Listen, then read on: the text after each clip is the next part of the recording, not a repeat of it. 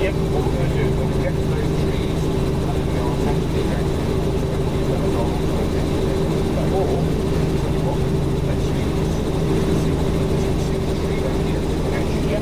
Got it? Use the two round. Yep. So 60 knots then, 15 degrees. Are we clear? Clear. You want me to know what I... Yeah, you can do it. I'll count down. 3, 2, 1. 21 seconds and go. Okay, 11. I'm going to stick to standard 60. We'll see how far we get. Wait till we get to 600 feet before we recover. We want to try and make this as convincing as possible. You're going to fly your standard 60.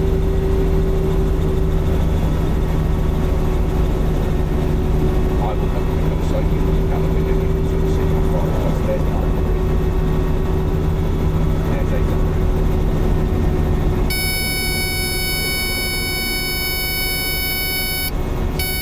Well, 600 feet. Have we made these trees here? Yes. Just about. Just 500 feet we have. Right, joining the needles then. Pulling in the power. Arming away. Control circle. Right turn. Left. One here. Good stuff. Copy. Checking down. Okay, so what we've done then is we've set the baseline. Yep. We've done a 60 knot auto rotation and we've gauged how far we've got now. Yep. Distance with the conditions we've got today. Yep.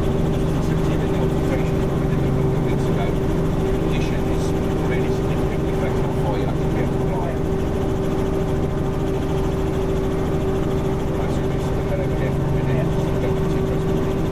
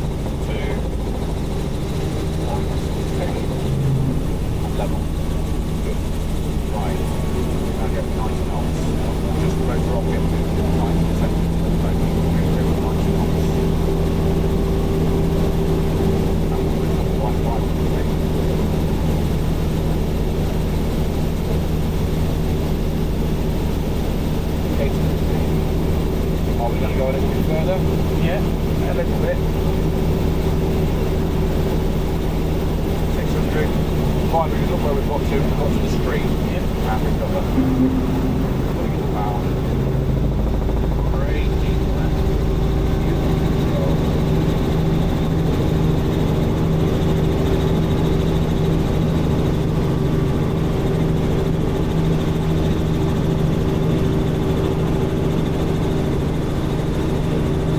So, as you can see, we're moving a little bit more quickly, so we're covering more ground. This isn't compromised because we've got to take the problem into lead on before you sensors. So, clearly, when we're in autorotation, a certain, over the road to this area, a certain proportion is providing lift, it's going to proportion. A certain portion is providing or is in stall, and the other is in drag. Is actually. So the rotor system is only providing a certain portion of lift. So you've got drive, lift, stall. Over the aerodynamics of the rotor system, as wind through the air, there's only a certain portion of drive, a certain portion of providing lift, aerodynamics, stall, drag, etc. So what I'm saying to you is as you raise and lower the lever, you change the speed of what you want to get, you raise and lower the lever. What's happening is as you raise and lower the lever, you're changing the ratio of lift, drive, and stall. So on this next one, we're going to actually decrease the rotor RPM down to 90%, which will, what's happening is you're going to get the pitch on here. So what's going to happen is you actually get more lift at the expense of the drive proportion, which might go to RPM come down. So we're going to get a little bit more lift. Now, further complicating the issue is the fact that when we've got that lift component, a certain amount of thrust coming out of the rotor, you're gesturing and we've got a horizontal component. So the speed that we're flying in autorotation is a horizontal component. We've got 60 knots, and then we push 400. We've only got a certain amount of lift, haven't we? So if we're doing 60 knots, and then you push the cyclist to do 90 knots, what I'm saying is you change the speed midway through. You're actually, what's going to happen is your rate percentage is going to increase because you're reducing the amount of vertical component. Does that make sense? So if you're flying at a certain speed, you maintain that speed, your 80% will be pretty achievable. But if you start to increase your speed midway through the operation, you're actually going to increase your 80% while you're actually increasing the horizontal components. Right. I know that's a little bit Dutch. So basically, if I raise up on the collector, I'm not going to gain as much ground. You will because we're going to be maintaining a standard 90 knots. And then we're going to reduce the rotor on it. We should, as you will see, we should go further this time. What I'm going to demonstrate next time around is what happens if you're 60 knots and you say to yourself, right, I need to recover the speed, break the descent, put the skyrocket. I'll show you that.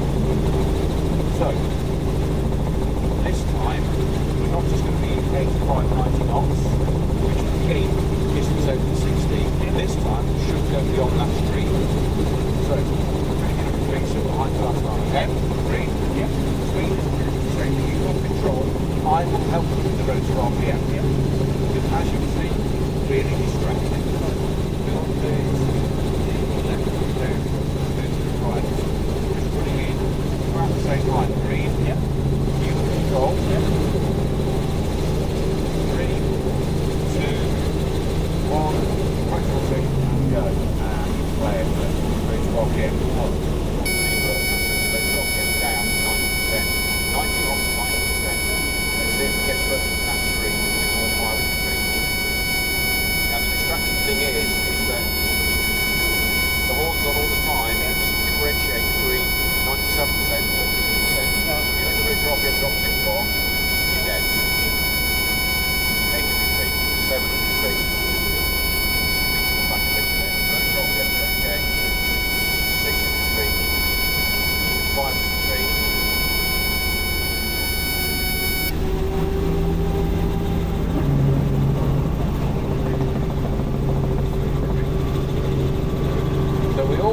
made the river, didn't we? Yeah. Going round to the right starter. Are we clear to the right starter? Yeah. Look for us. Yeah. So, with the first 60 knot rotation from that tree, Yeah. those two trees, we made this line of copse, this line of trees here. Yeah. 80 knots, we made Yeah. a ditch. Yeah. Sorry, 85, 90 knots, we made the ditch. So not really that much difference, is it? No. So with 90 knots and 90% rotor RPM, we made the embankment berm. Yeah. However, I'm sure you agree, flying the aircraft at 90 knots with the rotor RPM all on, and you're down 90%, is really distracting. Oh. Are you going to want to do that? No. So as I said, midway down, as I said to you, midway down, the horn has no tone change, it has no frequency change between 97% and 70%. By the time you get below 80%, it really gets to the point where the blade is starting to fold up, and then it's game over. Right, you control. Take us back to the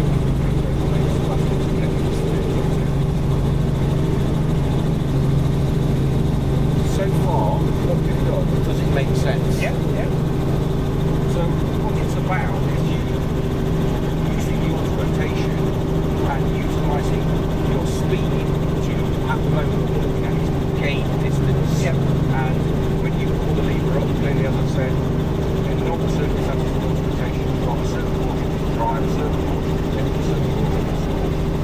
And when you pull the lever up, locally, you can change that equation across both this. So put the lever up, the wind goes dropping down, it's more lift, the wind goes dropping down. What we're going to look at this time is, let's do a standard 60 knot rotation, the same height, the same running. What we'll do is we'll take ourselves up, we're not going to get where we want to be, let's push the speed up.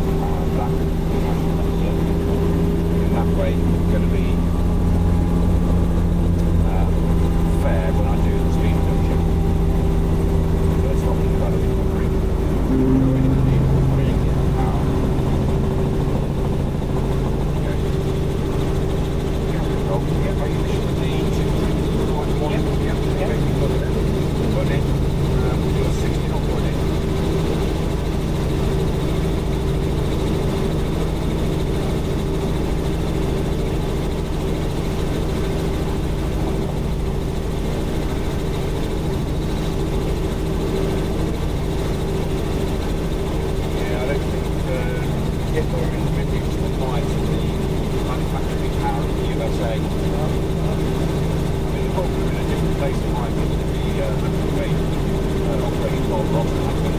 So Oh, yeah. if it dealt with us first, Yeah. Especially with the king at the time, we wanted to make yeah. I think we can do it nonsense in the car. Right, sir. Can't leave the house. Doing it, that's fine. Right. We are completely at the same place. Slightly over. Right, there's the flare. We're holding the flare, bringing the speed back, just controlling the rotor RPM. The rate of descent is next to nothing for wrong flare effect.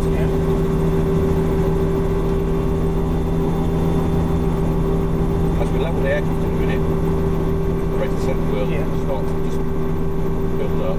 Right, there's 30 knots, 25. We're just coming straight down, aren't we? Oh, yeah. RPM good? Yeah. Right, 1500 feet. Right, can we do an altercation to the ground at this speed? No. What do we need? 60 knots. Yep. Here we go. Look at what's going to happen to this rate of descent.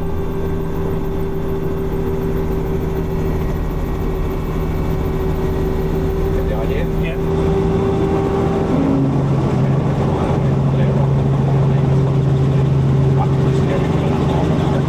Right, you have control this. Head off, please.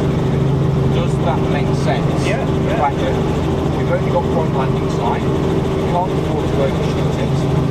We've decided rather than turn it to speed right back with a good headwind with it straight down. We cannot check the aircraft ground at 20 knots.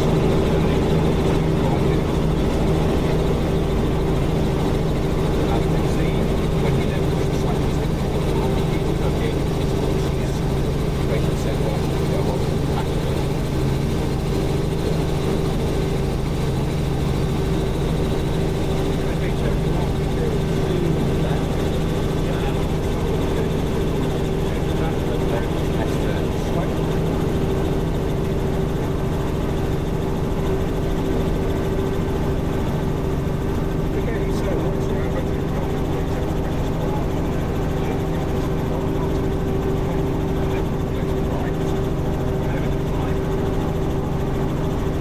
Yeah, I'm afraid to say I'm a bit of a what's it, history geek. I'm sort of like National Geographic and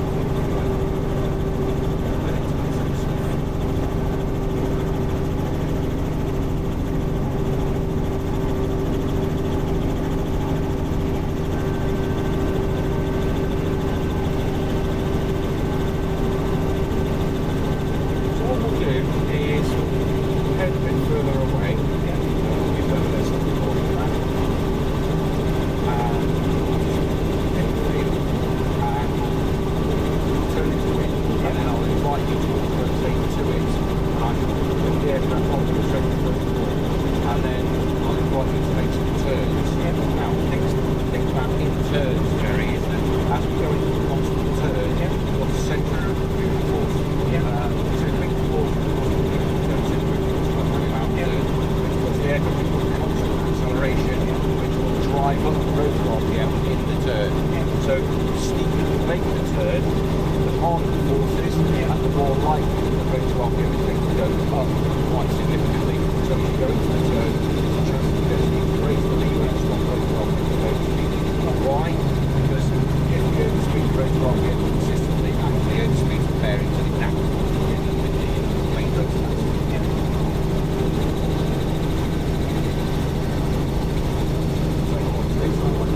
Let's go to this brake field down here. Go round the back. Let's put that turbine down there. Back to it. Get really close. And then we will push the turns in. Do the aircraft. Get to it. Right on that straight. Maybe give you 2,000 feet. You're going to make like 2,000 feet. Okay. That said, you can probably at the top of the one. Stick at the line, stick at this line, and just put it really close to it. And you tell me. Get really close to it. I'll go for it. Okay, So probably now. Probably waiting for your time to over there. Down there. Left to right there. So where is the wind jacket? It's from 240. West that west there. Push to the field? Yeah. Okay, so car wings out.